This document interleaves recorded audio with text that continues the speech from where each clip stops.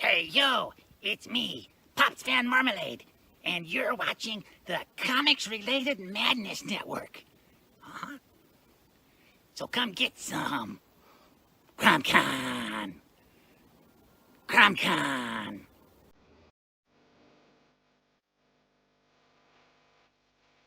If you're a fan of comic books and comic book conventions, Daytona Beach Comic Con needs to be on your list of must-attend events. It's a show that actually focuses on comic books. Imagine that! This year's event is happening on Saturday, September the 6th, and Sunday, September the 7th. Silverline creators will be there, so we'll see you at the show. If you find yourself in the Orlando area, and let's be honest, doesn't everyone come to Orlando for the House of Mouse? Head over to Coliseum of Comics to get your comic book fix. Be sure to check out their location on East Colonial Drive, where they carry a wide selection of independent comics, including Silverline books. Stop by and don't forget to tell them Silverline sent you. Hey, if you're an independent comic creator looking to get your comic printed, look no further than Kablam Digital Printing. They print our comics and do a fantastic job. They can even print special edition covers.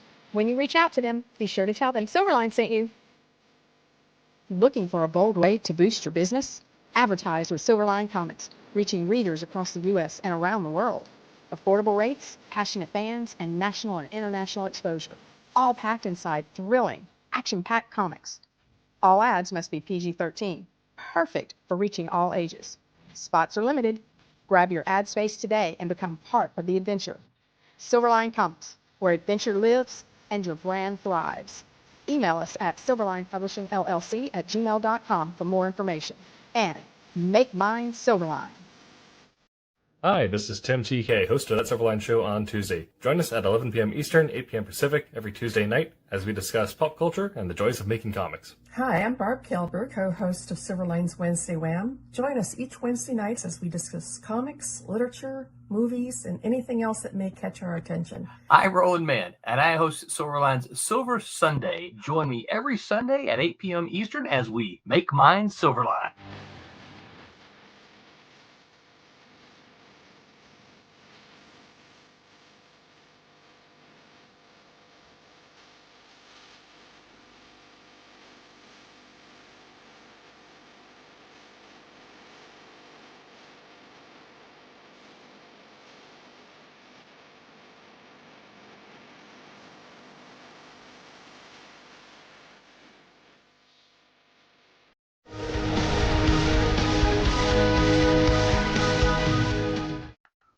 Hello, everyone, and welcome to Silverline's Silver Sunday on this August the 10th, 2025, year of our Lord. I am your host, I'm Roland Mann. I am excited to be here tonight as we are going to talk about the Fantastic Four. Warning, spoilers ahead.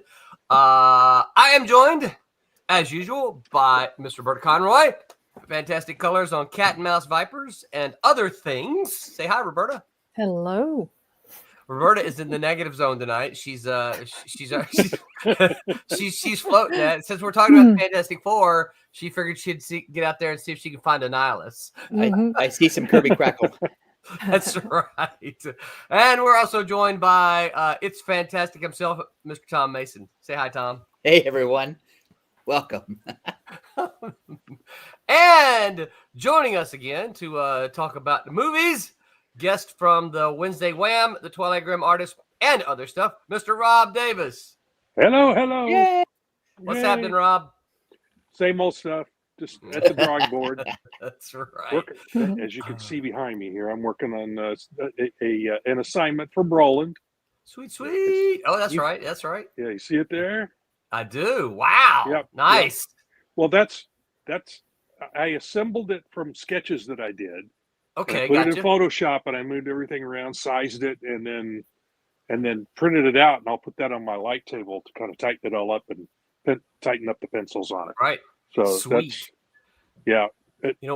One day sometimes I could just do it on the board and get it going, but this one was kicking my butt, so I broke it down into pieces, into bite-sized pieces, so I could put it together. Yeah, sometimes you got to do that. I was going to say, here's the thing, because, you've been at this for more than a year or two.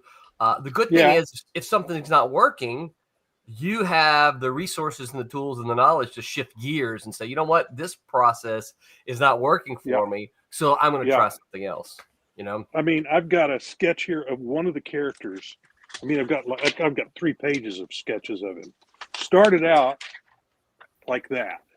Yeah, that's to me, that's really unsatisfactory. Right. It's just, so I did the bigger pieces that went to the smaller, and this one down here at the bottom. Yeah, that one I'm going, okay, that's the pose I'm looking for. Yeah, so I came up to the top, and I did it a little tighter, and then did an ink over the top of it. Now look how small that is compared to the other ones I've done are like this size. Right.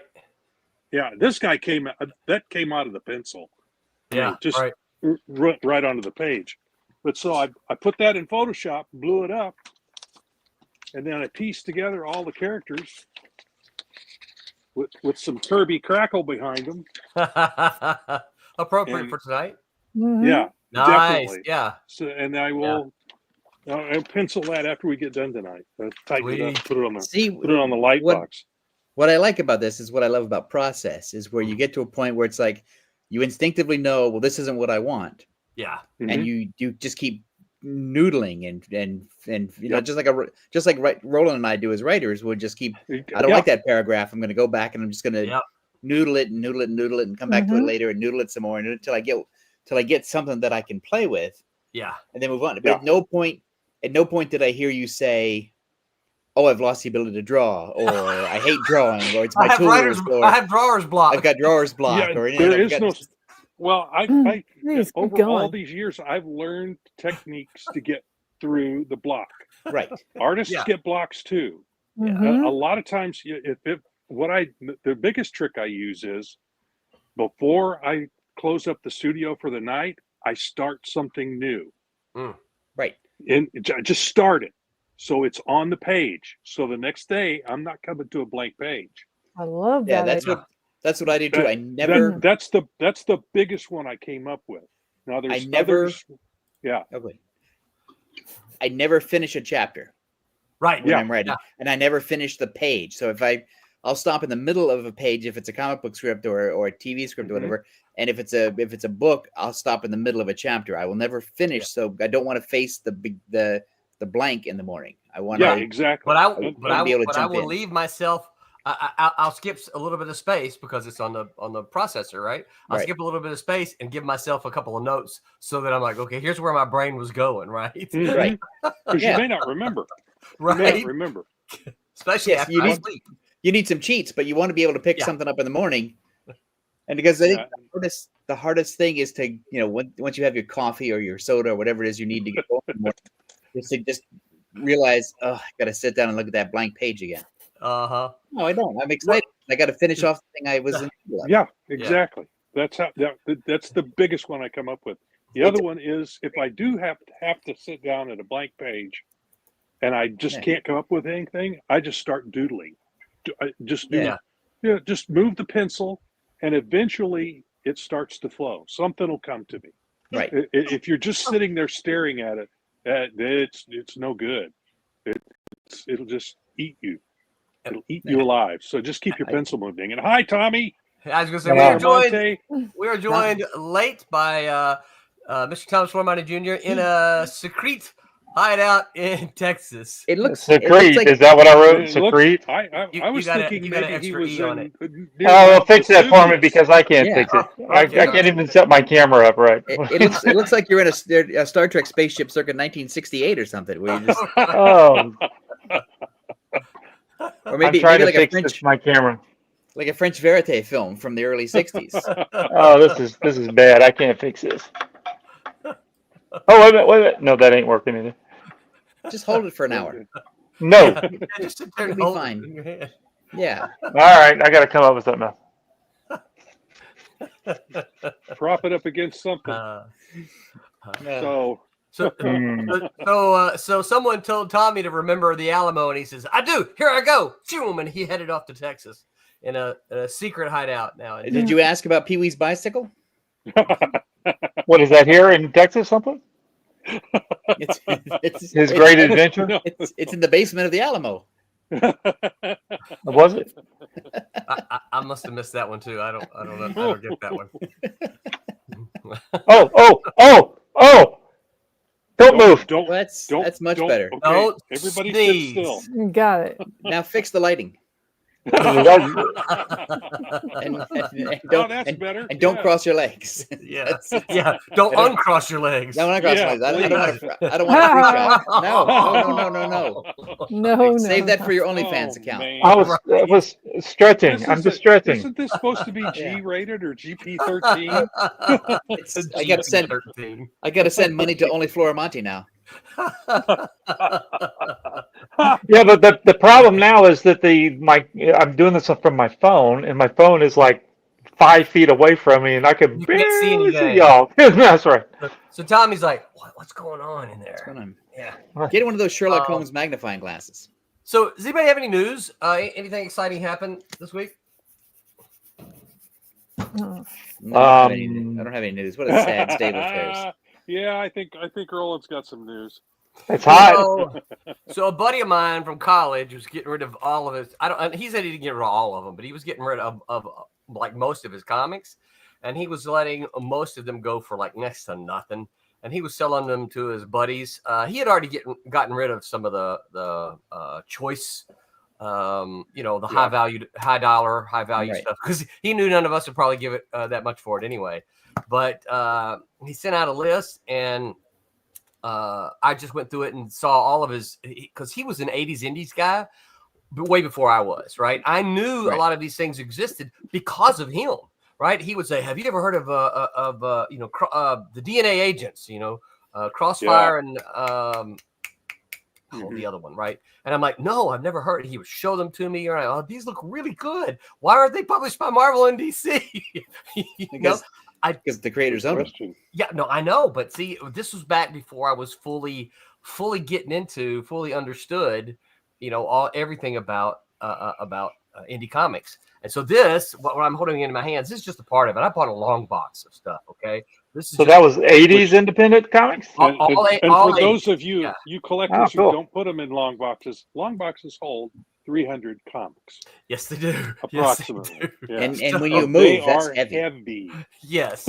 Well, I'm going through them in the long box and I'm logging them into my tablet. You guys have seen that before, and I'm rebagging them or unbagging them, mostly just unbagging, not rebagging many things, because his bags are 30, 40 years old. They haven't been. They need to be changed out. Yeah, definitely. yeah. Oh, yeah. A lot of them, Definitely. a lot of them, I get them out, and once you stack them up to, stack a few of them up, they look yellow. Yeah, it's like a baby's diaper. Right. But Yeah. so they're all 80s independent stuff. Nothing outside of that. Is what I ended up with, and like Rob said, I ended up with about 300 of them. But this stack right here, this is just my stack of the Whispers that I got from him. So let me ask the most important question. Did he recently get married or recently get divorced? 'Cause that's usually why people get rid of their comics. He did recently get divorced. There we go. Oh man. So- Okay. So he either needed some money or he didn't want to call this stuff around anymore. I Yeah. think, His present squeeze doesn't like comics. I think Doesn't quite understand. Those aren't coming in the house. I think it was a case of He moved in with his brother, and his brother said, "You're not bringing this stuff in my house." it's like, I've got way too many of these. He reads comics still, he said, but not that much. But anyway, so I am thankful that I was I was on the list of pals that he emailed when he was getting rid of them. Because like I said, here's just in great condition, just the first 4 issues of Whisper, Yeah. So, and you guys know I love to cheap box dive. This will go a long way to filling in a lot of holes that because I love the 80s stuff. It's Also, pretty much what I'm looking for. My favorite thing in the 80s books are the letters pages where they talk about all the great things that are coming forth, and to occasionally see ads for books that never materialized. Right. Mm-hmm. Yeah. And I always wonder, I wonder whatever happened before the age of Wikipedia. You had to wonder what would ever happen to that. Well, just before we went live, one of the other things that I love about 80s books is going through and seeing names of folks that we know, right? That's Del Barris, in case you can't read. Where they started, yeah. Of course, Del is, of course, the artist for Teen Beetle for us. But Right. then that was issue number 1. This is issue number 3 here. And this signature here, everybody probably recognizes. It's mine. Norm Brayfogle. Right. You see there, 1986, Norm Brayfogle. So, God bless his soul. He's no longer Yeah, I was with going us. to say he's passed it. I think he had done Sadly New passed, Talent yeah. Showcase at DC, and then got picked up at first for Whisper, and then went Yeah. over to Batman. But his name's on almost on several of these covers as I'm just kind of flipping through them.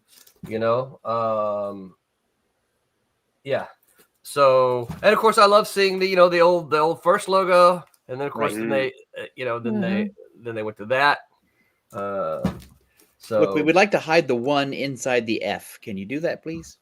right. Whoops. But see, and here's what I occasionally find sometimes. There's 2 of them.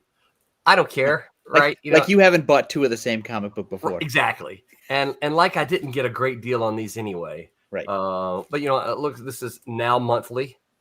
So so this was something I have been enjoying this week, going through that box and sorting through them and opening them up and looking at them. And of course, first thing you do is you smell them, and then you flip through and go, "Wow, look at this!" Then your wife comes in and says, "What are you doing?" Says, "Nothing, honey, nothing. I'm just smelling old comics, getting a hit off this paper."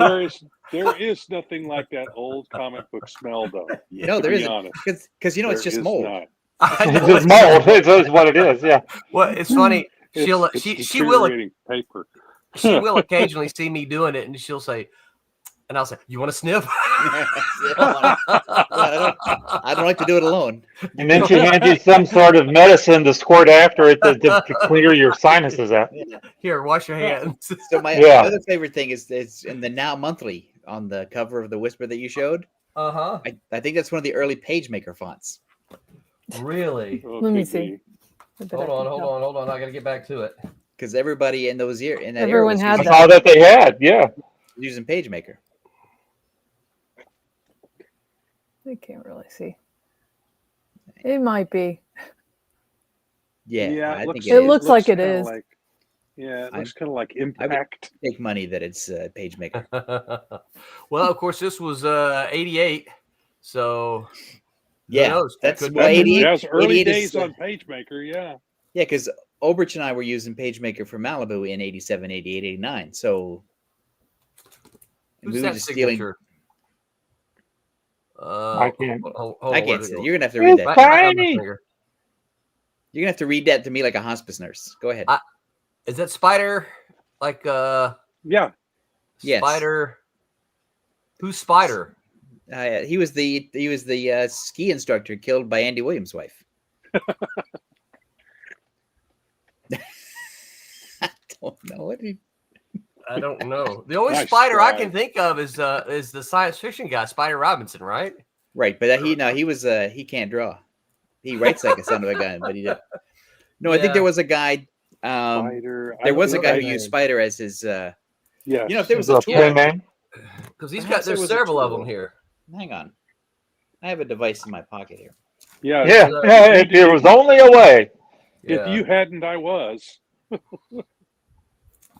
Rob would have zoomed in on it so he could read it better. Yeah. Yeah. Anybody in the chat know?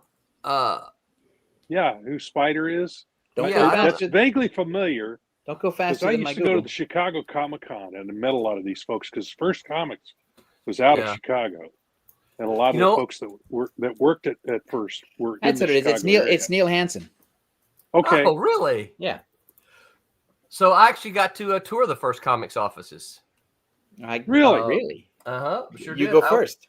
I went to Chicago Comic Con with our mutual buddy Stephen Butler. This would have been probably, I want to say 91. Might have been 92. I'd have to look it up, but 91 or 92. Stephen had just started doing Badger for them. So so he and I was up there together, and I got the I forgot, so the editor was what was his editor's name? Bob Garcia. Bob Garcia. And so he said, you guys come on into town, we'll give you the tour, right? So we go into Chicago. My first time ever in Chicago. There's these great big buildings everywhere, and I'm like, all right. So we go into this building and we go down. I'm like, wait, where do we go? So we go to the basement of one of these buildings, right? And I'm like, okay. And it felt claustrophobic. They had stacks of crap everywhere, It was cool. It wasn't your typical ceiling height. It's like a foot. It was a little smaller. bit, it felt a little bit shorter. And then I don't know if it's his office or somebody's office, but he opens a door and it goes to this black nothingness that was under the sidewalk. And I'm like, well, that's a little creepy. That's where we keep all the artists. It was cool though. Chained, bald and So chained I in was the corner, I was there in '86. I had been recruited by Mike Gold, who was a first editor over there. Right. And he wanted me to come aboard as an art director type person. And so they flew me out from California to Chicago. I went to the same office that you did, where you go downstairs. Yeah. And it's like going into somebody's basement, because the ceiling feels like it does feel like it's about 8 inches too short. Like you're like starting to play Dungeons and Dragons. Like a New Orleans speakeasy or something. Going into you knock on the door and you give the secret word or whatever, and there's no windows and there's no, and it's whatever. And I was watching Paul Guinan was a art person on staff, and he was relettering. He was fixing an issue of Howard Chaykin's American Flag where Ken Bruzenak had left out a word balloon, and he was recreating the balloon and the dialogue by photocopying letters from other pages and doing it to fill in the word. Oh yeah, right. Yep. So like in the old days, you just say, "Hey Ken, send me another, zip me over a file." It'd take like 2 minutes. He spent all morning on that thing. Oh my gosh! And so I it would have taken days the hard way. Paginator. That's what we call you at that point. Yeah. Yeah. So I met all the people, and they took me out to dinner. They put me up in a nice hotel. Wow. And I said no, because and then they sent you home. Well, this was get out of here. Was this pre-Malibu or pre-Malibu? It's pre-Malibu. Dave had already said he was going to start Malibu, but it hadn't actually started. Hadn't actually happened yet, and for what I was getting offered, I didn't want to leave California for Chicago, because I don't know if you've heard this or not, but Chicago has really bad winters. I've heard. I've seen it on TV. There's a reason. There's more than one reason they call it the Windy City. Cold and windy. Yep. Well, there was nobody in the office when I went, because it was on the weekend, right? So it was. Oh, you broke in. I see. Well, no, he had a key. It was the weekend of Chicago Con, so. I'm pretty sure Bob Garcia was an editor there, right? That sound familiar? He's not a guy. I know he was in Chicago. When I met him, he was at Mayfair Games. He was the CEO or head honcho at of Mayfair Games, which the is name Bob Garcia. Yeah. Robert Garcia, yeah. That had to big have been beard, him. Big fella. Yes, he's still around. Yeah. He's still around. I see him at the Windy City Pulp and Paper Show. He's got a table there, and he was incredibly nice to me. I got an assignment out of the trip. I got to do one part of a backup story for Nexus. He turned me over to Anina Bennett, but I got an assignment out of it. So I have a backup story in a Nexus, one of my very first published works. Yeah, she's good. She's really smart. I like her. Yeah, she is. And she is, if I'm not mistaken, she you mentioned Paul Guinan earlier. She and Paul Guinan are married. Yeah. They probably met at first, I would guess. Yeah. The thing that I liked about the thing that I didn't really understand, because I hadn't experienced before, is that people, like, a typical workday in most places starts at like 9 o'clock. Right. Or 8:45 or 8:30 or whatever. But the first people would start arriving just any old time before 9:30. They would just wander in at different times, whatever, because they couldn't do anything until the FedEx guy came at 10. Right. Because everybody was setting up for the day. Yeah. Right. So you would come in and you would just sort of noodle around and get ready and have your coffee and chat and get all your papers ready and the things that you had to get done. And because what came in FedEx at 10 o'clock, that was going to be your day, regardless of what you had planned. Yeah. That established your day. Yeah.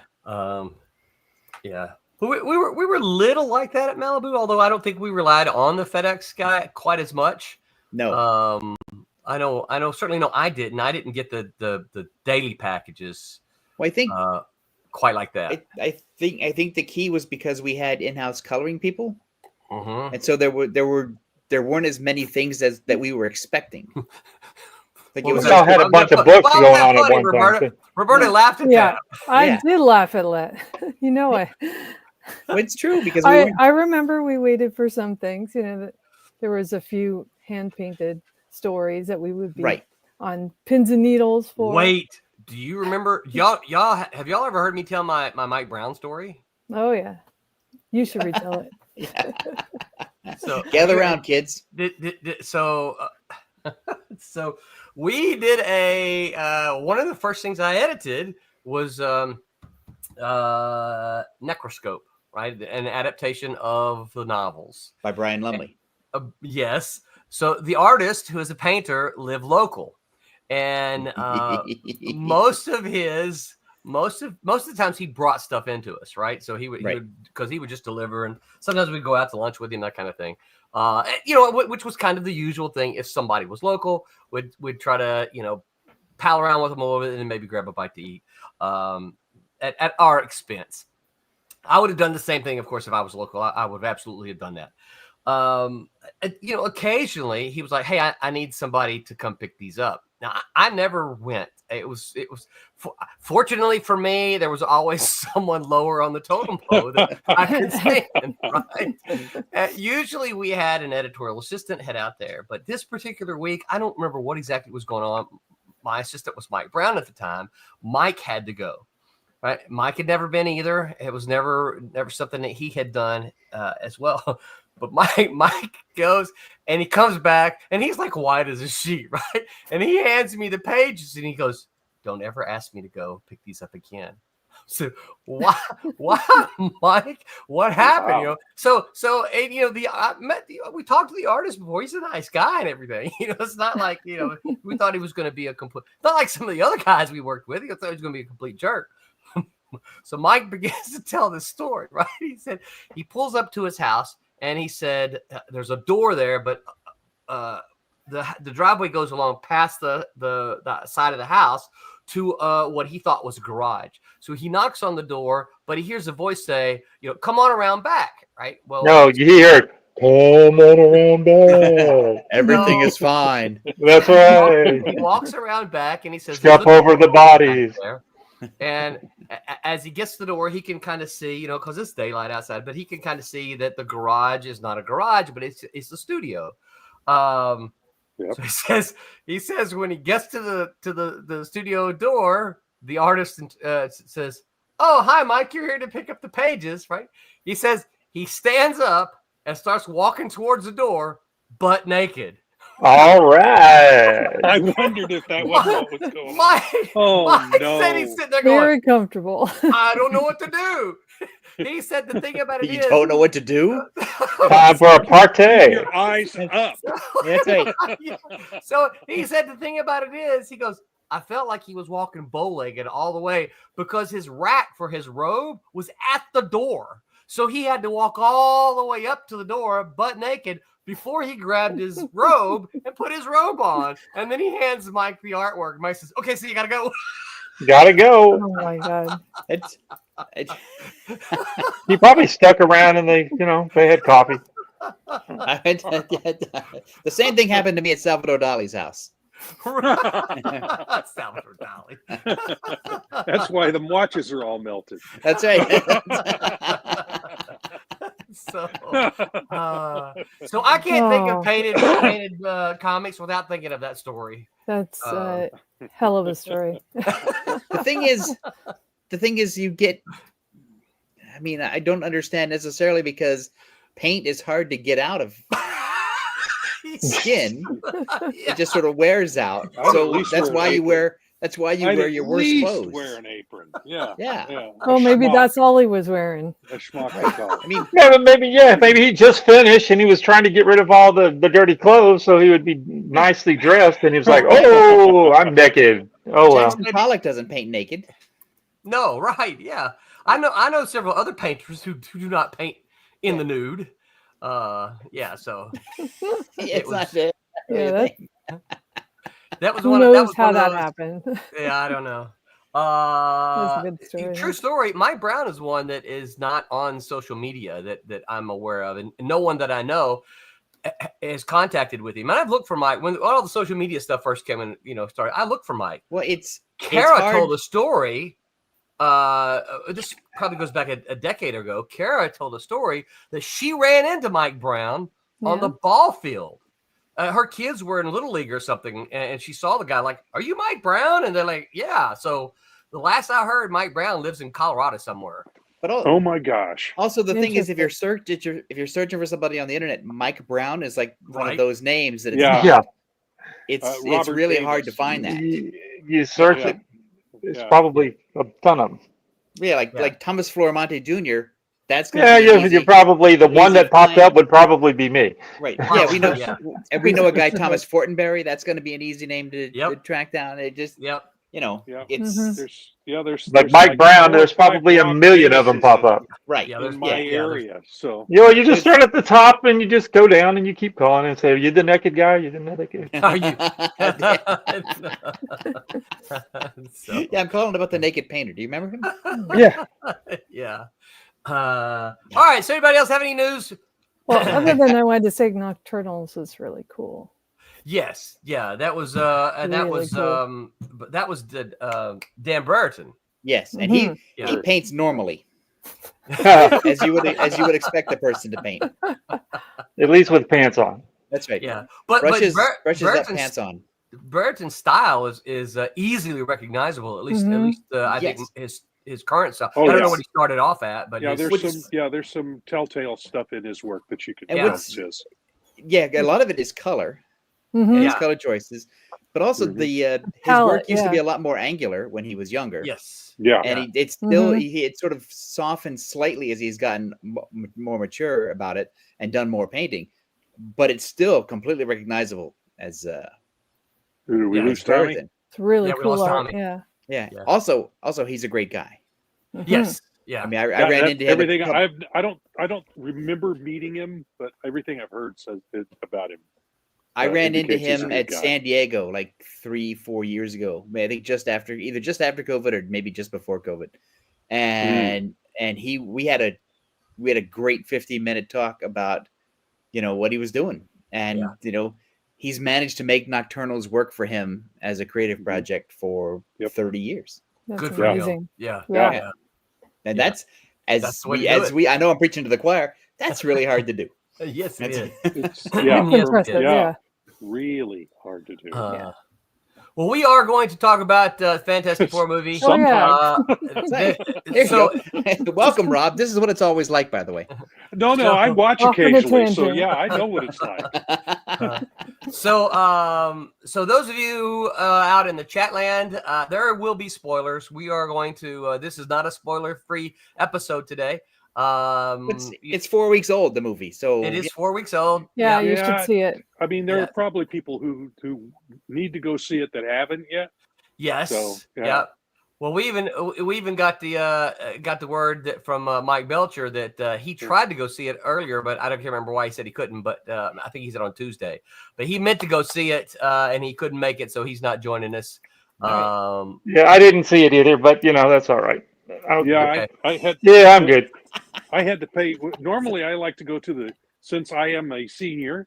I like to go on the day where it's discounted for seniors, but I couldn't do that this last week.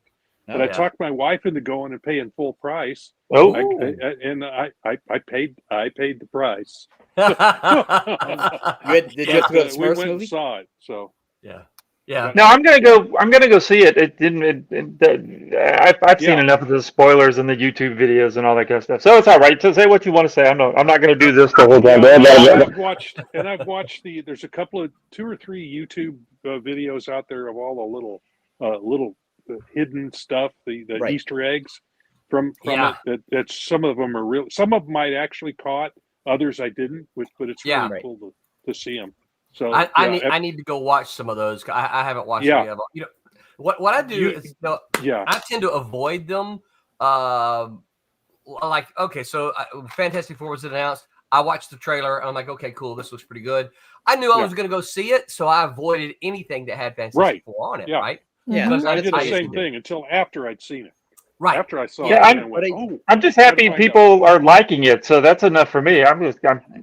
So I only do that, but I give myself the 2 weeks of like from the release date to, because there's only so long I think that the internet is going to keep it a secret from me no matter what I do. Yes. And I've judged that time to be about 2 weeks before. 2 weeks is more like 2 hours, if anything. Well, with some stuff, And here we are, right? We're a month later, so we're going to do the same thing. So, so anyone in the chat, if you haven't seen it yet and you plan to see it and you don't want spoilers, I don't normally ask you to do this, but maybe mute and just watch us. Do this, blah, blah, blah, blah, all the way through. Like we're some obscure French film. Yeah.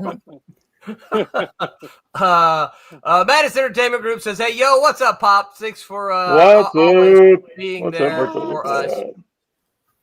David A. Scooterez, hey David, thanks for hanging out with us. Hey, did we catch a picture of Tom and David at San Diego, or is this where you said y'all weren't able to hook up? He wasn't there. He's got a full-time job now, so it's okay. He can't hang out with his comic book friends, man, like he used to.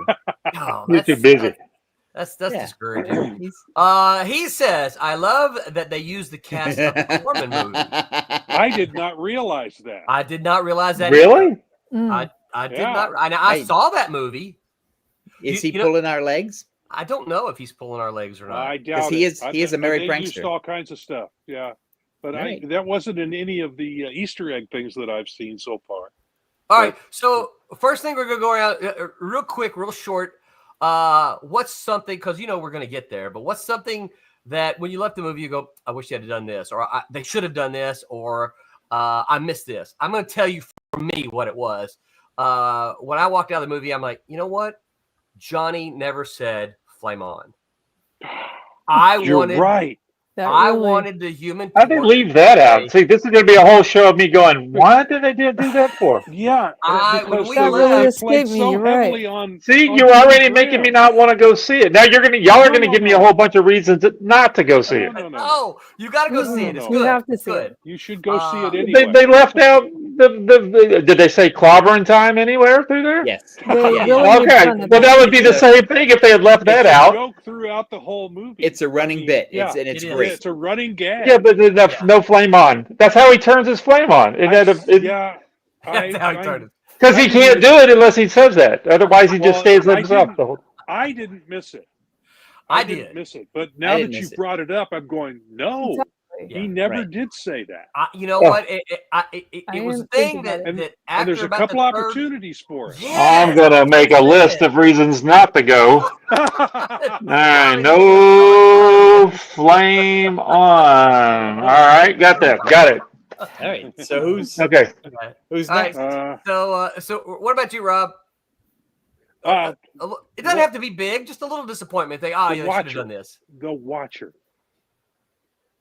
I wanted to see The Watcher. You wanted to see The Watcher. Okay, all right.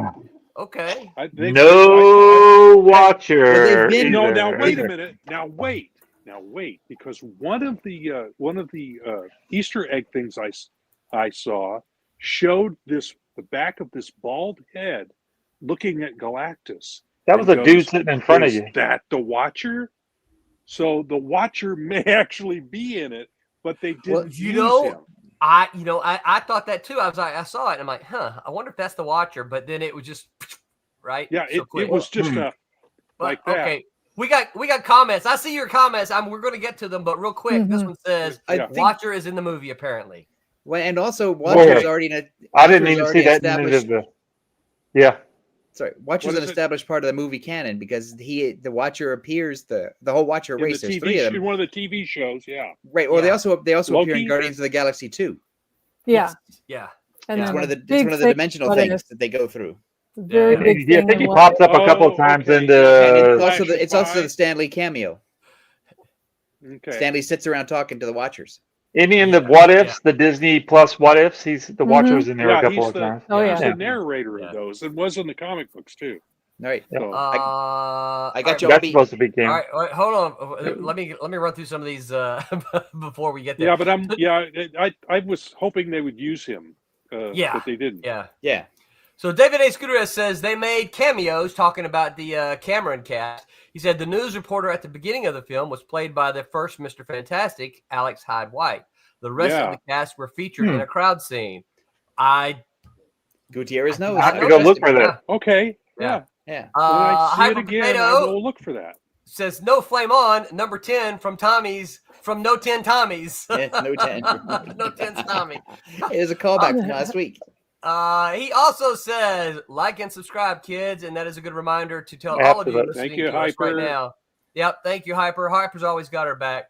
Wherever you're watching us, wherever you're listening to us, please give us a thumbs up, give us a subscribe, hit that notification bell, all the things wherever you're watching us. Let me go see. Most of you are watching us on X, so you can hit that little heart on X, right? Hit the heart on X.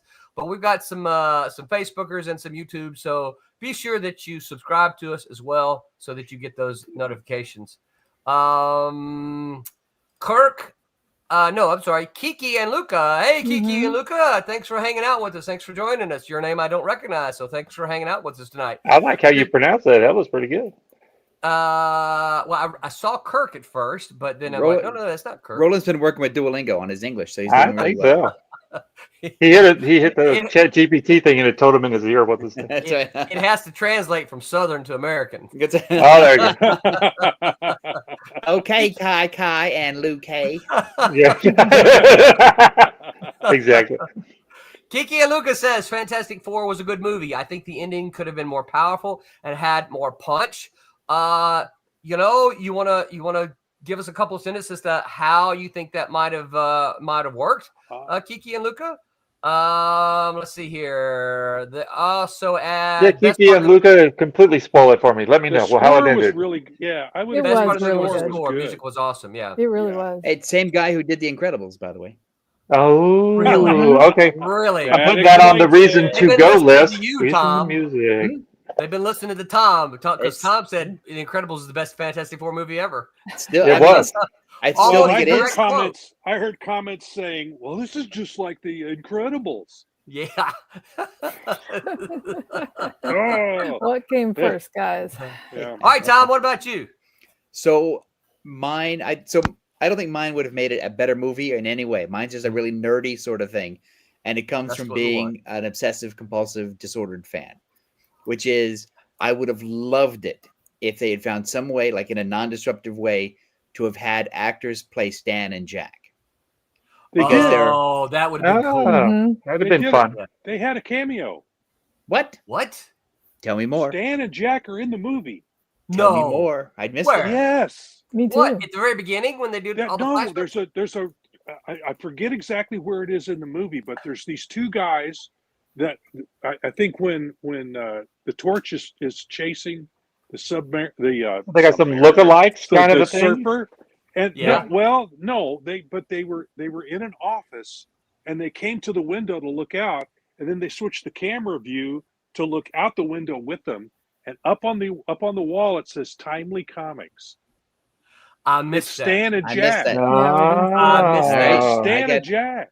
Yeah, I got no That'd be notes cool. then. That's I think great. one I of got to these see it even again. has a cigar, but that may be me. I got to see it I, again. That but- totally flew past me. But yeah, Good- but it's just good reason for me to go see it it's again. a real quick. Yeah. Well, Rowan, you're going to come see it with me next week at the office, They remember? were in it. Okay, yeah. Well, then I'm I down to got- do that. Well, I you got could come, nothing. Tom. Well, Tom can cool. come fly over. You can come too. I'm in it. I'm about ready to come down there and go with you. Yeah. Yeah, let's all go. Well, I wish- Ready, Well, I'm ready, fine. Roberta? I'm a little. Roberta's like, I'm not going to go see it again. No, I'm just a Hey, bit hey, far. Roberta, if you make it down here, Tommy will buy your ticket. No, I it's sure will. And plane ticket, but- I'll buy your popcorn. nice. Oh, dang. Well, that's sweet. But Oh, now, I like the big one. You Right, can well, get one. I'm glad Just Rob for Davis me. is here then, because he's fixed the movie for me. That was the only problem, and it's now fixed. Well, it's Perfect movie. I didn't Actually- realize it when I watched the movie.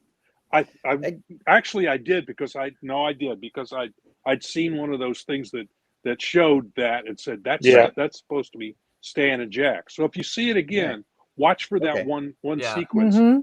I'm gonna watch a couple of more of those before I go see the Jack. movie. All right, so then Since I'm not so worried about spoilage. Then here's my second cranky thing. Tom says I get a redo. I get a redo. Since I've been called out for not paying attention. Never mind. New one. No. I mean, you would have missed it. It's quick. The only reason I knew it was there was because I'd seen stuff ahead of time. This is why I should watch things at home. So you can, yeah, there it is. That's what Rob was talking about. I would have liked to have seen, because I'm used to visual portrayals of power in comics. I would have liked to have seen Baby Franklin have some kind of dazzle effect around him when he did things. Yeah, it was really basic. Extremely subtle. Very subtle. Oh, and I don't, so he didn't have a lot of. Yeah, like I would give me some Ditko fingers with a little energy bubble, or give me some kind of or some I heat wavy stuff. See it. I didn't see it in the movie, but one of the Easter egg things said that there was this purple glow that came off of his hands. But I'm going, I didn't seriously see that don't in the remember movie. that. I didn't see it. You have because yeah.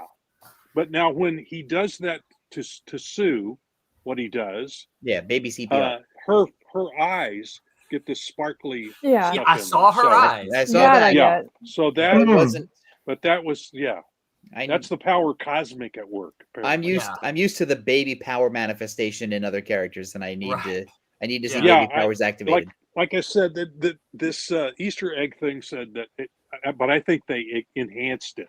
I think it's extremely subtle if it's actually there. Right. So I think they. You would have liked to have seen that he has some powers, and it was more obvious that he was doing something. Visual. What it looks like is low budget syndicated '90s TV.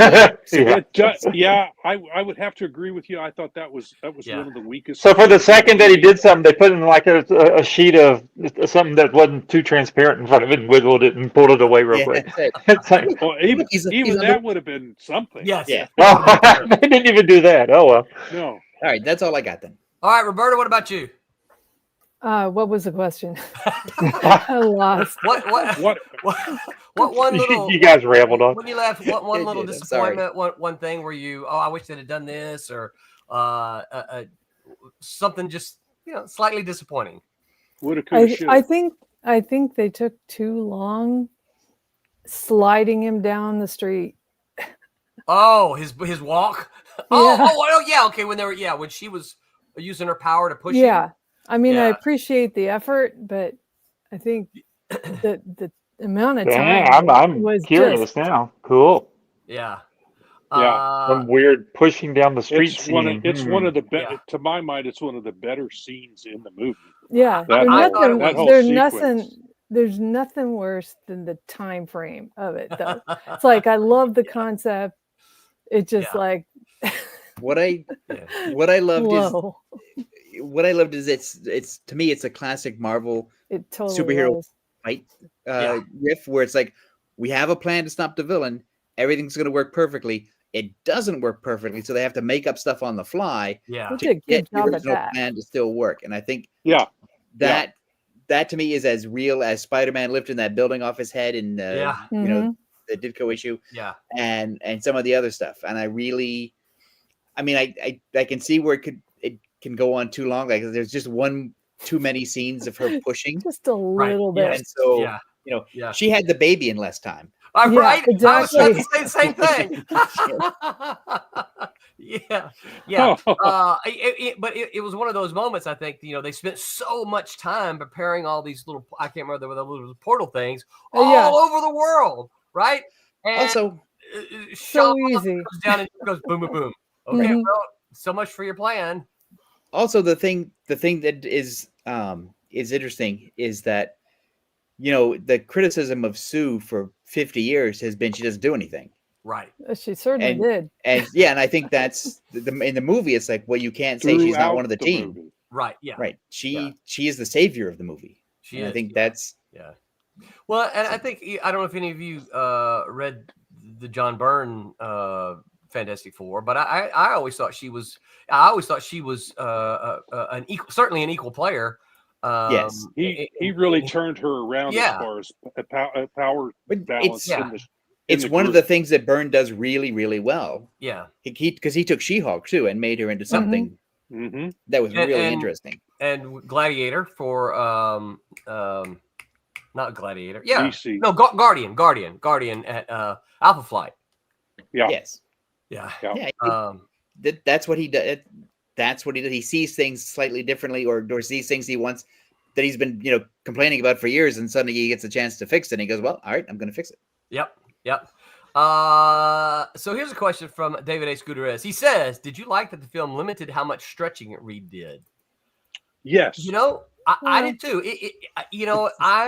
I wasn't bothered by, because I didn't think about it until after the movie, going, Reed didn't stretch that much. But I wasn't bothered by it because there are moments like when he's writing on the board and his arm goes way down. That's to me, that's classic comic book, is that he just stands in place and his arm goes. It's the little things. I asked Barry about that. And Barry said that they put just enough in there because that's one of those things in live action that looks really dumb. So if they would have done too much of that, it would have been like, that just doesn't look really good in live action. So I've been rereading Secret Wars, which had the original 1984 miniseries, and almost every scene where Reed appears, he's stretched, even if he doesn't have to be. So it's like they're all having a meeting, and Reed's suddenly like 8 feet tall, going, "Hey guys, what's going on?" And it's really, it's really weird and distracting that he's tall for no reason. And I think what Tommy said about Barry is right. There's just enough. Yes. Because it's that he can do it, but but that's not really what the deal is. Reed's power is his brain. It's not his rubber's ability. Well, if he'd done that kind of physical movements, it would have been too eye-catching for the story. Right. Yeah. And and I think his brain is what they utilized in the story. Yes. I think he demonstrated, and I love the fact that Ben even called him Big Brain one time. Yeah. Right? Because he called him big brain. Well, and he only really used his stretching power when he got in trouble, and he needed it to get out and get to safety. And I think that's what made it. It's because once you see him fully stretch, it's like, well, the mystery's over. There's nothing else to do. Well, look, he stretches. Like Ben still has power, and Johnny has all the fire stuff, and Sue has the invisible force field powers and stuff. But Reed's just a stretchy guy. Right. Yeah. All right, so we'll go reverse order. So Roberta will. Well, wait a minute, I've got one. Okay. You haven't seen the movie. What do you got? Yeah, no. When Mr. Incredible was fighting Syndrome, what was that? Was just me being stupid. All right. What was your wow moment, or what was cool moment in the movie? And I realize there might be more than one. So, but just pick something that made you go, okay, that's really cool. I like that. So Roberta, we'll start with you, and then we'll go in reverse order.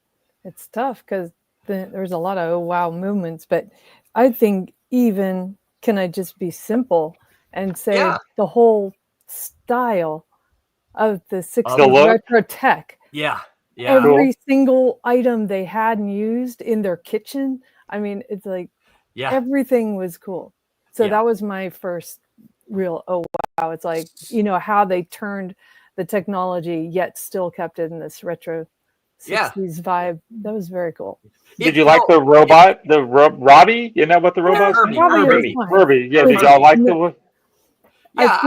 I think my problem is there's too much to look at. Yeah, but I thought, and I thought it was retro, but yet modern at the same time. It was. Yeah. So, I thought they did a nice job with that. Tom, what about you? Oh, wow moment? Mole Man. Okay. Mole Man. So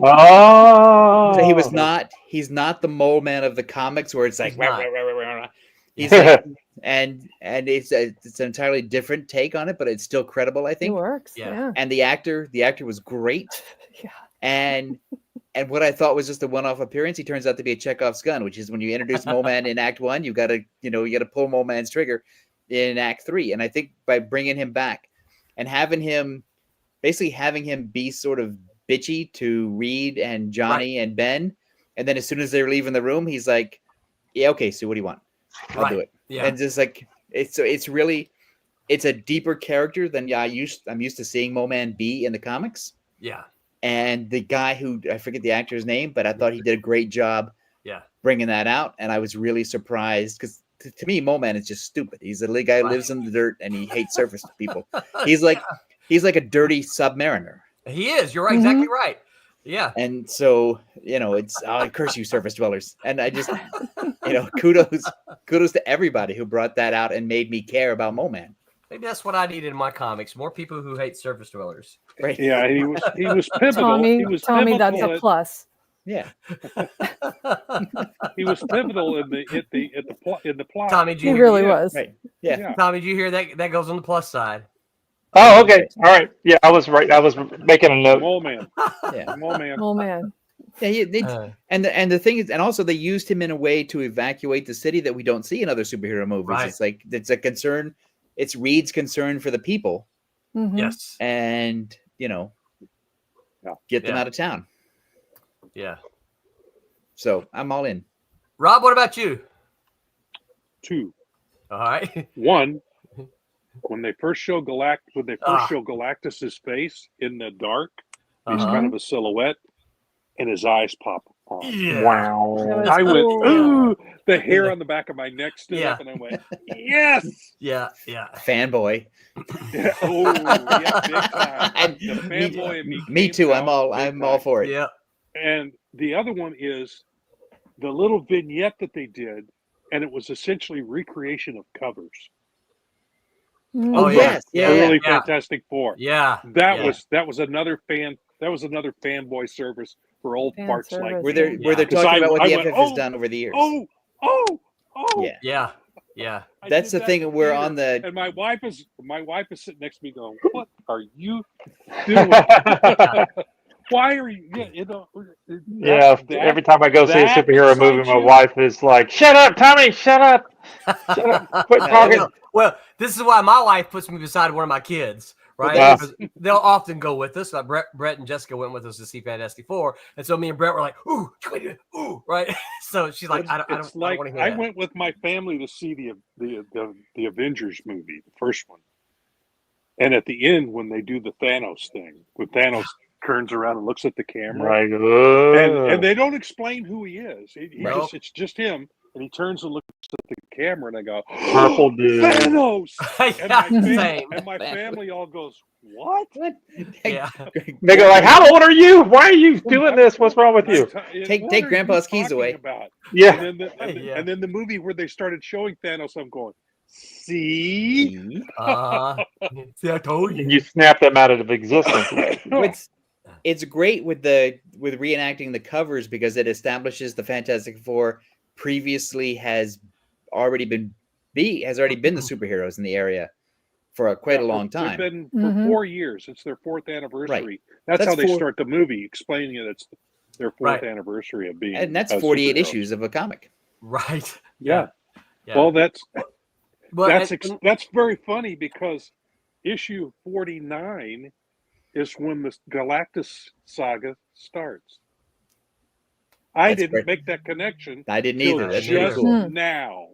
Issue 49 is where the Galactus trilogy starts. Wow. Look at us. That's interesting. We're like movie critics now. Wow. That is cool. Smart folks. We can all add movie critic to our resume now. Well, like I didn't already. So yeah, mine. I don't. It was as much as wow. It's like cool. Was the way the movie, the backstory with them. They didn't start the movie at the beginning, right? We got all of this. You don't get an origin story. No. Thankfully, it's called, and I love the way. I love the way they do that, but then they toss in.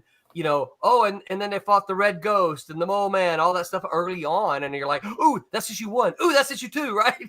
It's like you're knowing where these things are coming from, but they're putting it in pretty quick, and you're like, "Okay, well, we don't need all that. Let's just get to this story." So, it's just boom, boom, boom, boom, boom, boom. Yeah. I would argue that it's Baby Franklin's origin story. Yeah. not the Fantastic Fours, because I think he's Is going that to a good thing? He's going to play the major role in whatever's coming up. Mm-hmm. Yes. Did everybody hung around for both of the stingers at the end? Oh, hell yes. Yeah. Oh yeah. yeah. I'm like Pavlov's dog. Oh, I was there. Yeah. So Yeah.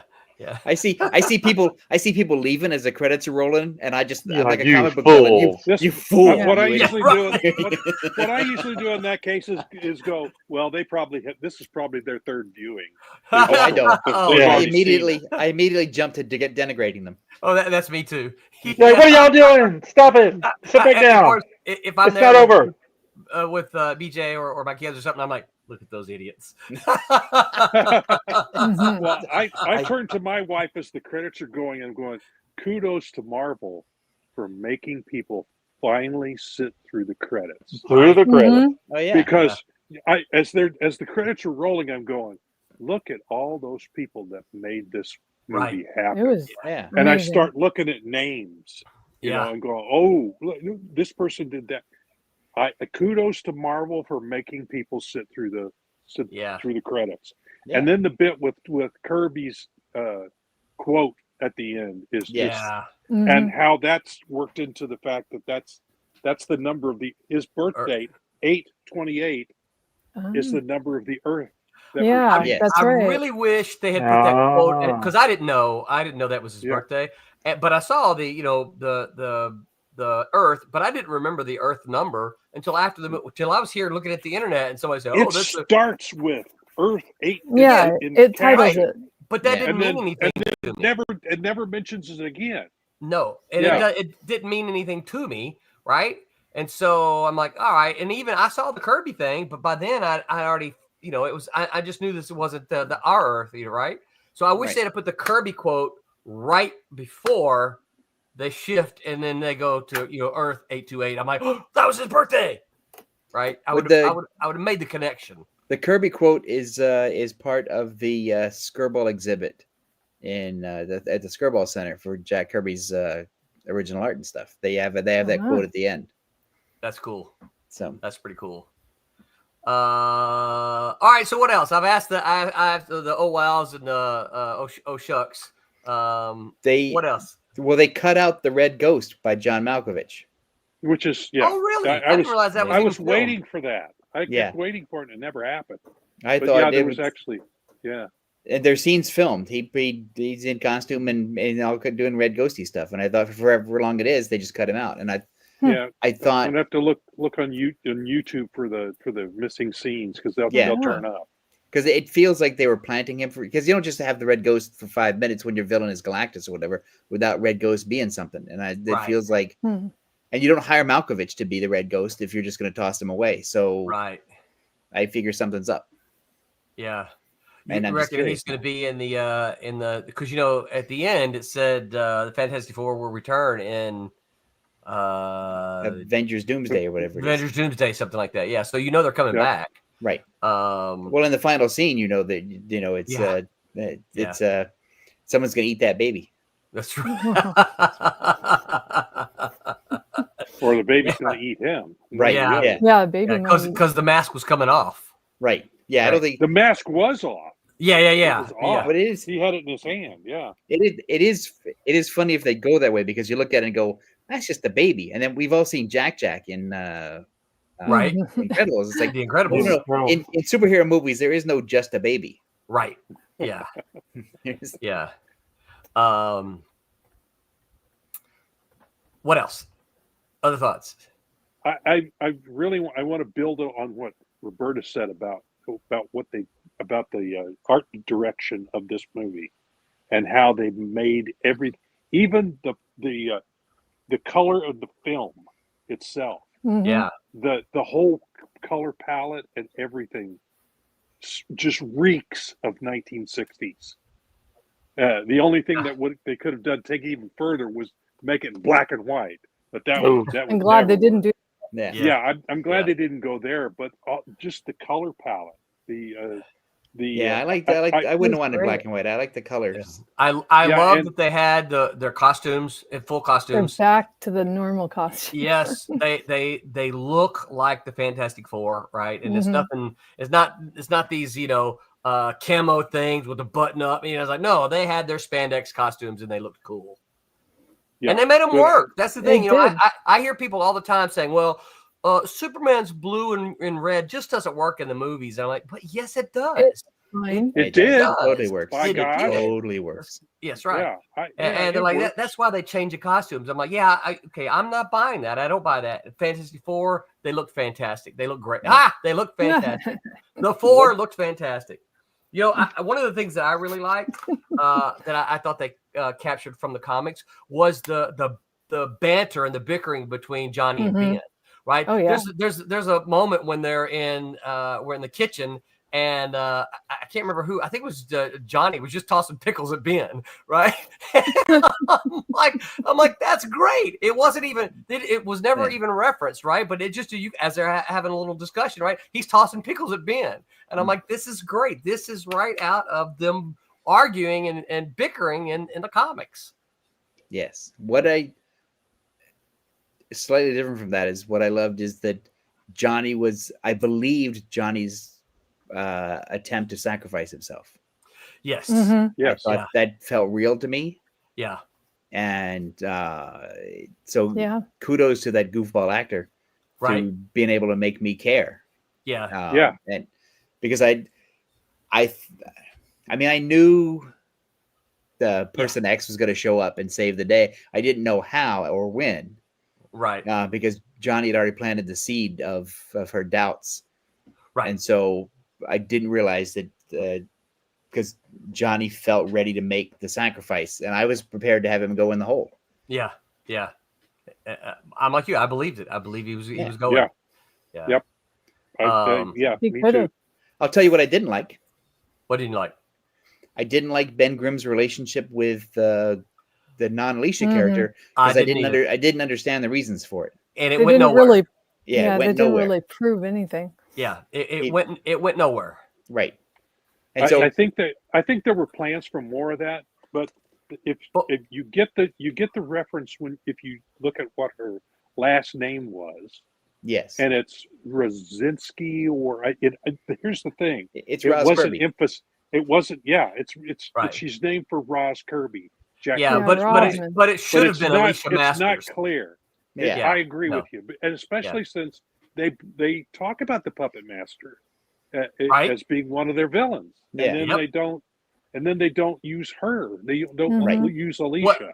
The minute I saw her, the minute I saw her, I leaned over to my son and I said, "You know who that is?" He goes, "Yeah, that's Alicia. What's her name?" I said, "Yeah, that's Alicia Masters." Yeah, and then she was someone else, and I'm like, "What? Right. What? No." And she's not blind. And she's not sculpting. Right, she's not blind. Yeah. I mean, I liked her. I liked the character. Yeah, I wanted it to go somewhere. I wanted it it should have gone somewhere in the movie. Yes. Maybe there's a seed for the next movie. I don't know. Yeah, maybe. That's the only thing I'm hoping for is that it felt unnecessary, didn't it? Yeah. All right. So what about this one? This is something that bothered me, but Tommy said that it didn't bother Barry at all. The fact that the Thing grew a beard and shaved it. Oh, I love it. You loved it? Oh, I thought it was funny. Oh, it was a joke. I know, but it was like, it's not realistic. No, I didn't like it either. I didn't like it I guess either. that's not being Barry liked it. How do you shave rocks? Funny. You don't. That was my thing. It's like, how do you shave rocks? Well, with a big angle grinder thing. He was grinding it down. Yeah, he was grinding it down. I just thought it was funny. I didn't like that. No, I didn't either. No, it's not established in. It's not in any comics that I know of. I mean, I think it is a reference to something in a comic somewhere, but it's none of that I've read. Wait, the only one I can remember was Superman having to shave using his X-ray vision, with a mirror. Yeah. And a mirror to shave his beard off. Yeah, because that's the only way he could do it. Yeah. Supposedly. Comics are awesome. Yeah, they are. Well, and what did you think about Tom? Did it bother you? Yeah. Me? Tom Mason, the one who saw it, the Tom that saw it. I thought you said Tom. I'm sorry. It's interesting because I don't like it as sort of a violation of my canon for Fantastic Four. Yeah. And so, but I also recognize no one's making movies according to what's in my head anyway. Yeah. Right. Yeah. So, but I didn't like it because I thought it was distracting. Yeah. Because you're looking at, okay, the beard thing, it's stupid, whatever. It's also distracting because I'm looking at it going, well, he no longer looks on model like he did before. Yeah. And so I don't like that. And so because if he can grow a beard, then that means if you punch him, then bits of him can fall off in theory, I think. And so that didn't happen. So the beard just seems to be there for a joke to show that there's so much danger he doesn't have time to shave. Well, and does that mean he can? Or the power's off and he can't. You mean that his powers right? are The power's off. Like, can he develop warts on his hand? Right. Yeah, I would think there would be rock warts, wouldn't it? Can he get it? Can he get a disease? Can he? Right. Yeah. Can he be polished really smooth? The bigger question is when he goes to the bathroom, what happens? Well, he can only go Pebbles? once. Yeah. Pebbles. Tommy. I think that's too deep. Yeah. Oh. Yeah. That's a what if.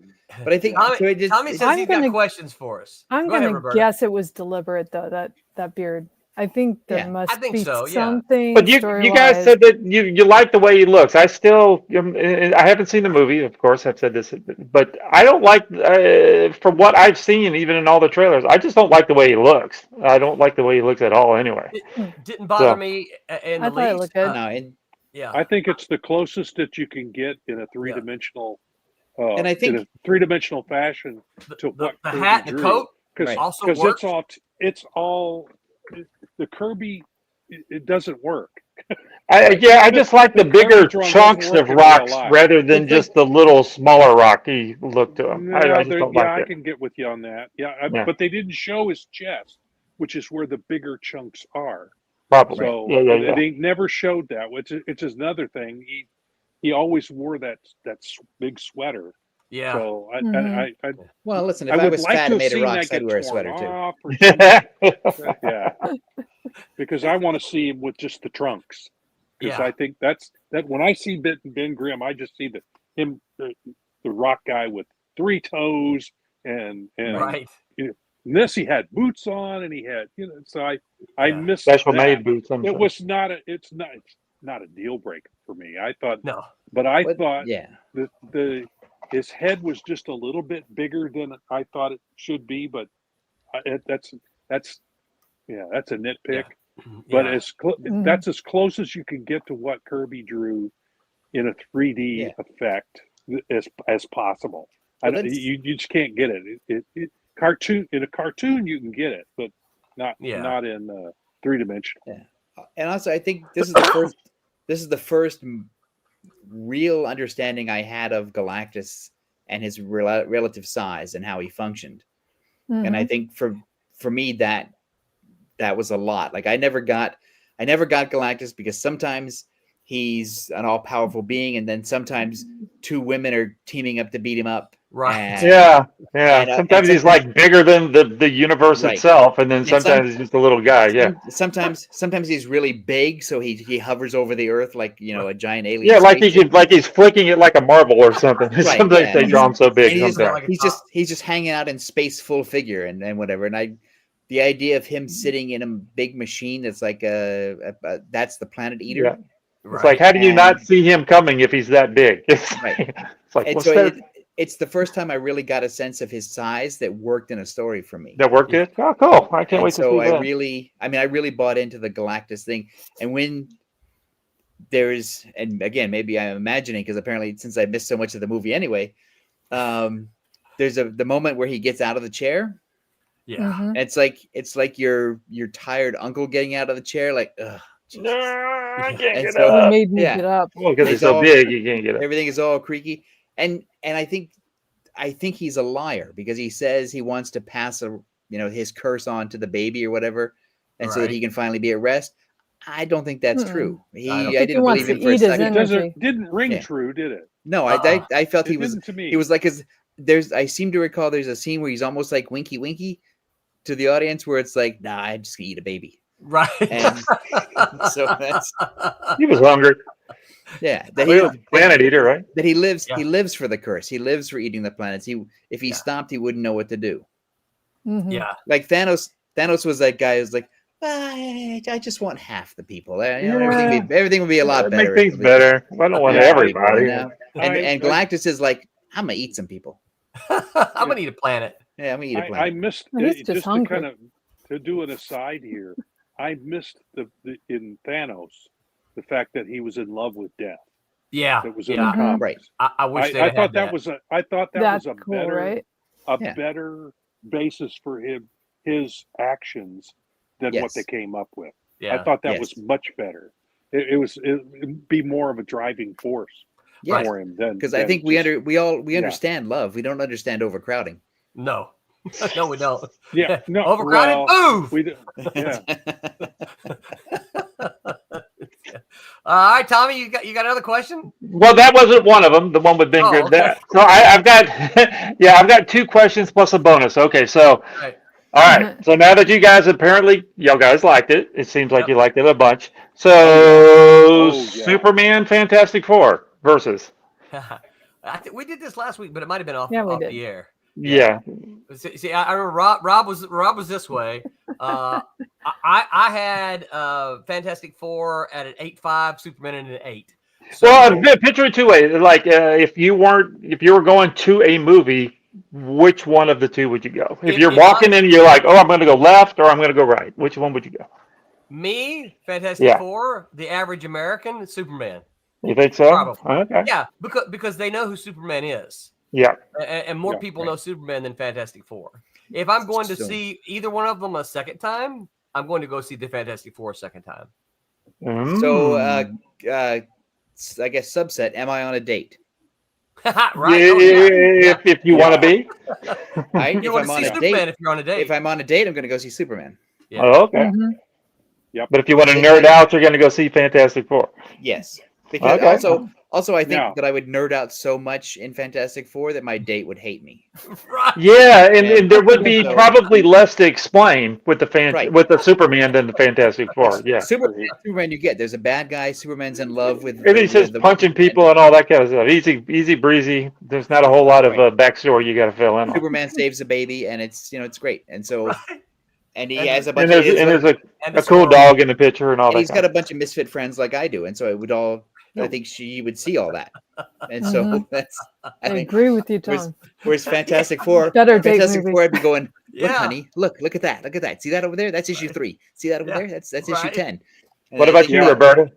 Yeah, well, see, I have a hard time with that because I really liked this movie, but I don't think it's like 10 quality. It just it just really topped all the other Fantastic Four attempts. Yeah. It really because they were so bad. All of the Marvel, I'd say the past couple of years for me. I haven't been happy with Marvel, and this is the first time that I was like, I'm looking forward to seeing what they do with it, and it looks good, and then it's fun. And Roberta's led into my bonus question. That was part of my bonus. I like the character. Development and all of it. I like how they had it feel more like a comic book. And so which one gets the nod though, Roberta? I think this one or Superman. Superman's good for Superman. I was saying Superman fixes a lot of the wishy-washy DC. Right, I agree. And I think this fixes some of the Marvel. Both of these films turn around a supposed fatigue by the viewing audience of superhero movies. That's where all the critics are going. The audience is just tired of superhero movies. Well, Rob, let me give you the bonus. What you do with it? I'm going to jump ahead one to the bonus question. So, is this a good new beginning? Like the Superman movie, I think was a good beginning for fixing what was going on with DC, even though Wonder Woman and stuff was pretty good, I guess. But I mean, is this Fantastic Four going to fix some of these crappy things we've had for the past 2 or 3 years? I'm answering your question. Yes, in both cases. Bingo. I would say yes in both cases. I would agree with that. Yeah. So, because I agree with everything Roberta said, which is I've been really disappointed in some of the recent Marvel output, and it felt like they've lost their way.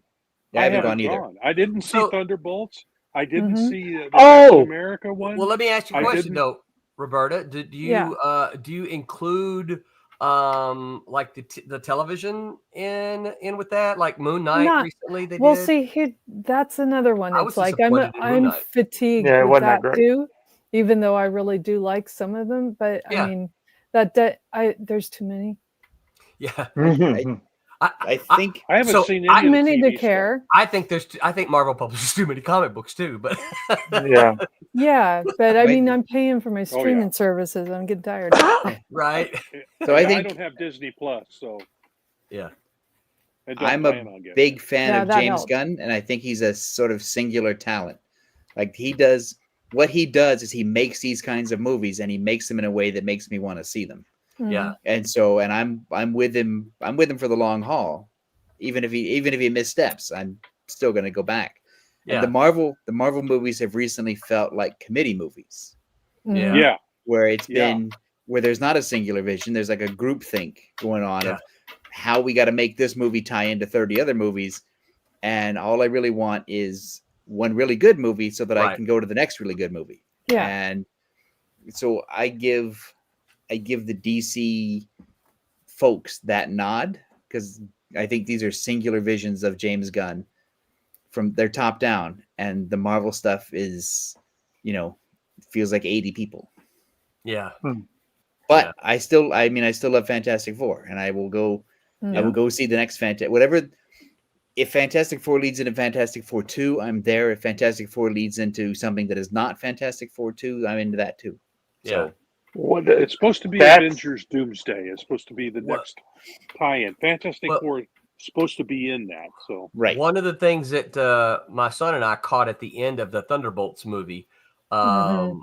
had one of their stingers was the Fantastic Four ship, hurtling. It looked like it was hurtling through the atmosphere, through space or something. So I don't know how that's going to tie in, but Well, that's my second question. Okay. Mhm. So I'm glad that the movie's great and I want to go see it and I really do. And but what I wanted more than it being a really good start to more good Marvel movies, my question is, did they leave us with a cool way to bring Fantastic Four into the rest of the MCU? Or is it just its own standalone thing? Well, they are in their own Yes. world, but Yes. yes, I think so. yes, You think there's a way that they can bring it all together where it's not some crazy, stupid multiverse thing where there's just different groups of our characters that we like doing different things on every different thing? Save- Or are we going to get one coherent thing? That's Stay what for I the wanted. end. Stay for the end Okay. scene. I think they have a plan for that. I really do. Yeah, that was my that's question what too. Doom is in this for. If you, Yeah. from what one of these. Mhm. Well, I'm glad to hear that because that's what I One of the YouTube wanted things that I something to watched. bring it together. Because Yeah. while I do like the multiverse stuff, it's just like I'm tired of the multiverse stuff. This is it's supposed to all get resolved in this phase of superhero movies from Marvel. Yeah. the multiverse is why I didn't buy DC in the 70s because I couldn't Mhm. get it all. I didn't understand all their. It was different. confusing. I don't need 15 versions of Spider-Man that's supposed to be Peter Parker in 15 different versions. I'm tired of it. I don't want it. I just don't want that. I thought that movie was really well done, though. Me too. The Spider-Man movie? It was. It wowed me. It did. I loved was it. great. I did. I was didn't all like in. it. And I love Spider-Man, but I didn't like that one. Yeah, but there was only one Peter Parker in it. There wasn't a bunch of Peter Parkers from the different. It was different Spider-Mans Miles from different Morales things. was Spider-Man, Right. in the Yeah, but multiverse he was movie. Miles. He was not Peter Parker though. So that's what I liked about it. So I want to get back to what Rob said earlier, and sort of pick it apart a little bit. Not to criticize Rob because I agree with him. Oh, no. But you said that there isn't superhero fatigue, and I totally agree with that. It is. People are tired of bad movies, just like people are tired of bad movies that aren't superhero movies. Mhm. Right. And Right. you could easily say people are tired of indie films or people are tired of romantic comedies, Right? As they are superhero movies. And also, I think the thing that people don't understand or don't want to report is that we don't have the kind of money we had 10 years ago and 15 years ago. And Well, it's movie tickets $12. Yeah. And you're taking a family of 4 out to the movies. That's $100. Yeah. And that's without buying any popcorn. And I don't go to a movie without buying popcorn. I got to buy popcorn. I gotta have popcorn. Even if I'm full, I still got to buy a popcorn and an icy. Popcorn in the world. It is. It's at the theater. And also, I buy a big bucket of it, and it's gone when I leave. And if I got a free refill, or even if it's a cheap refill, I fill that sucker up again. And taking it home, and take it home and finish it off later. Yeah, absolutely. And it's so I think that, and also when I see a movie, I might go back to the theater and see it a second time, or a third time. I won't do that anymore because I'll just wait. Either. Yeah, I wish I could. It's too expensive, and so that's what superhero quote fatigue is about. Right. It's bad movies I and high got prices. grief for us going to a full price movie. Right. We could have gone to see this for $2 less next week, and I'm going $2. Yeah. But how about I give you the $2 and we go today? How about that? I will say that there are some movies like the Marvel movies, like the DC movies, like the James Bond movies or whatever that need a big screen for that first viewing. Yeah, and I agree. Because I'm still of the age where that was a spectacle, and if they're going to make a spectacle, like if it's just a young couple dying of cancer and they're crying all throughout the movie, I don't need to see them on the big screen. Right. I'll go see that on my TV. But if it's big screen TV in the living room, that's right. Because I have a TV bigger than the 5 TVs combined I had as a child. I don't. Yeah. I don't. And again, the wife goes, "Our TV's fine." We don't need a big TV. Well, quit sitting so close to it. You're like, but now you can get one at Walmart for about $350. That it's I know you get a 70-inch screen for $400. It ain't. It's not IMAX. My wife is going. The one we have is fine. That's it. It's not IMAX. I'm almost ready to knock it off accidentally. Oh, it broke. And so this is the reason though that I do go see like the Thunderbolts. I go see them on the big screen. I'll come home and I might complain about. Now I like Thunderbolts, right? But I might come home and I might complain about it. But if it's a superhero movie, I'm probably 99% chance I'm going to go see it at one time in the theater. Right. At least, because I want to experience to go see Thunderbolts, but it just didn't work. I couldn't ever get the. I got to see half of it on the airplane, so I saw half of it on the airplane. I'm hoping to see the other half when I fly back to Orlando. On the way back. Yeah. Well, the thing I like about the superhero movies in general is I want to see how they do it. I want to see how they pull it off, and I want to see it I want to try to see it as quickly as possible because I want to be able to have these conversations with people that I know who've seen it. Right. And I am. I don't know what it's like with you and your friends when you get together to talk about these things, but I like to not pick it apart, but like, why did they do this? What's this about? Where do you think it's going? You want to critique it. I like to pick it apart. That's my problem. I look at how it was made too. And like looking at the color palette that they used, and the film itself had a certain tinge to it. Yeah. That tells you that you're in a different universe. Right. So that's the kind of stuff I look at, all that as well as the story and the characterization and all that's important to me. Because now most moviegoers, does it is it good? Yeah. Am I entertained at the end? And that's fine for Are them. you But not I entertained? want to see all this other stuff. Also, I mean, for that. that was in this movie. When you see the 5,000 people in the credits who make the movie, that's like an army. Somebody marshaled an entire army to make a movie. I want to see how, any one decision could have derailed that at any point. Spoken like a true editor, it's hard enough to wrangle 5 or 6 people together to make a comic book, right? How did he get 5,000 people together? Because you got to trust everybody down the line to sort of deliver. One more point before we go. I guess this was the best Reed Richards I thought I'd ever seen. That's good to hear. People were worried about him too. Subtle. Because he's very subtle. He's always like an arrogant know-it-all prick in the comics. Yeah, and and now you can see him. He's a scientist. He doesn't have the answers. He's working on the answers. He's solving a problem. He's got some data. Vulnerable a little bit. He's got to get numbers. He's not sure if things will work, but he's headed in the right direction, and he's piecing it together as a scientist would, not as some jackass. And I think that's the really key Red is is a good one scientist. line.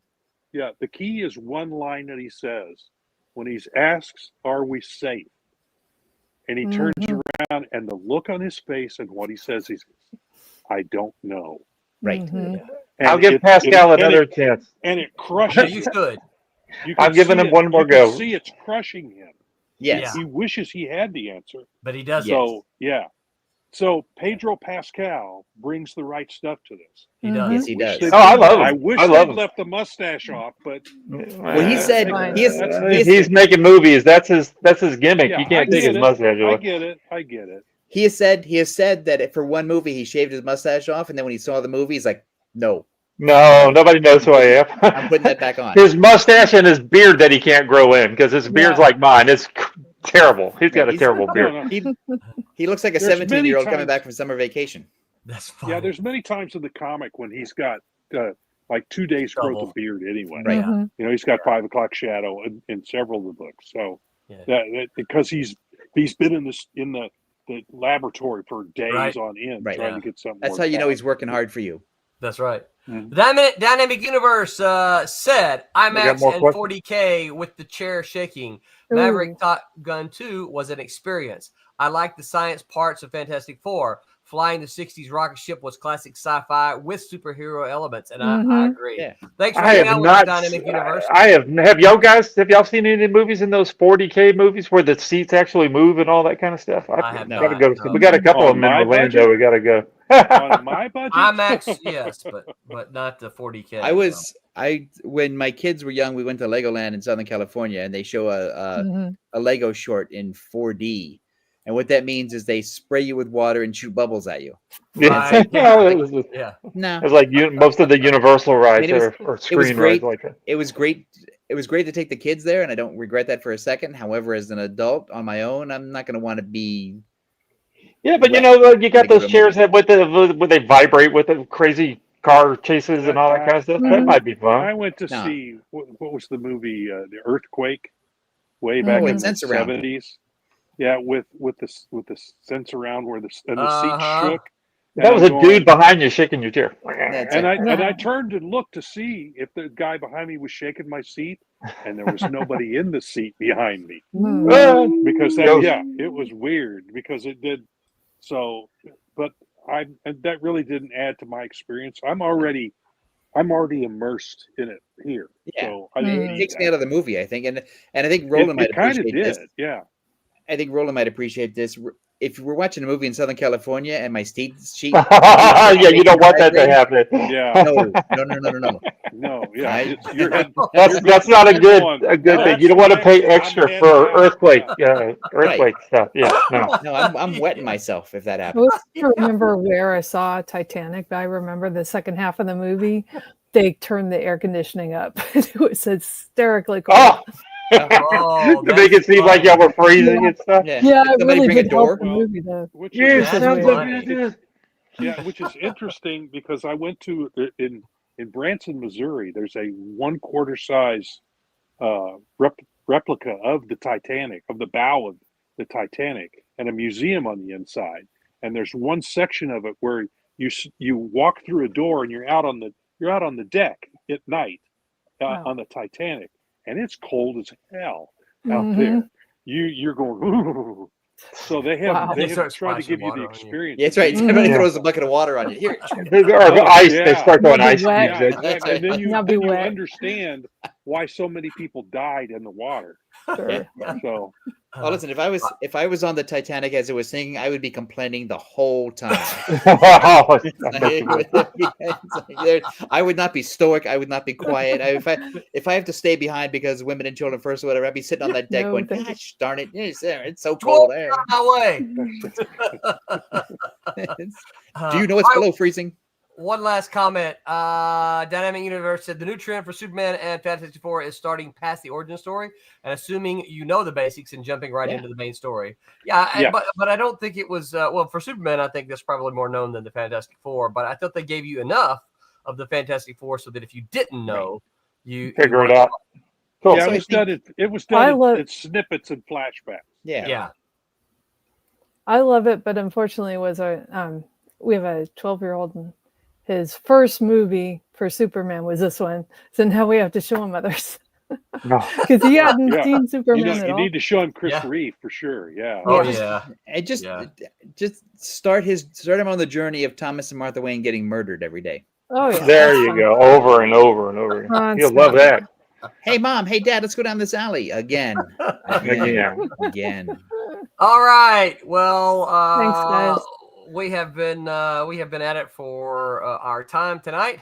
On Tuesday, don't forget to catch that Silverline show on Tuesday where they talk about lettering makes it a comic. If all you've done is writing a bunch of words, then you've written a short story, novella, or novel. If all you've done is draw pretty pictures, you've done a picture book. Only when a letterer sits down and takes the words off a written script and transcribes them onto comic pages do you. I didn't write this. This is long. Yeah, Tim TK writes the longest intros. Do you have a comic book? It's the only storytelling media that combines both the sensibilities of art and literature into one format. Which is more important? That is on Tuesday. And on Wednesday, I just got the update here. This stuff. This is really short. I don't even know what we're doing on Wednesday. They've titled it, be there. That Was a Comic? A look into films with little-known comic book roots. Okay. Oh, that ought to be interesting. Jonah Hex, I just watched one of those yesterday with my Road wife to Perdition. Netflix. Yeah, that was on. That's Old on Guard. Wednesdays. Yeah, wasn't that good? Charlize Theron. It's excellent. Both chapters I have so to look far. for that one. Excellent. Extraction with Chris Hemsworth is apparently based on a graphic novel. Watch that. I know the author. It's Andy Parks, isn't it? Friend of mine. Yeah, Andy Parks. He's a friend of mine. Yeah. Yep. He's a rich friend of yours. I don't know about that. Next week. You know how Hollywood is. I know. We are going to have Jimmy Palmiotti on, y'all. Yippee! Oh, wow. Jimmy Palmiotti is going to talk about crowdfunding. You know him. He's a writer and an artist, and he's a master crowdfunder. Being one of the OG Kickstarter comic creators, we will talk with Jimmy next week about the current issues of crowdfunding. Now, here's a question, though, about that. Because whenever we have a Malibu person on the show, Tommy always asks the Malibu person to tell a story about Roland. Now, can we ask Jimmy to tell us a story about Tommy? Oh, no. Oh, yeah. Uh-oh. I encourage it. Yes. Okay. Oops. About his fair play, sir. It is what it is. Bye, Roberta. All right. Bye, Roberta. Thank you. Thanks to everyone for hanging out with us. As we like to do here at the end of our streams, remember to make my Silverline. Wait a minute, there's nothing on my hand. I'm sorry, I don't have anything. Oops. Hi, I'm Dave Dorman. Make mine Silverline.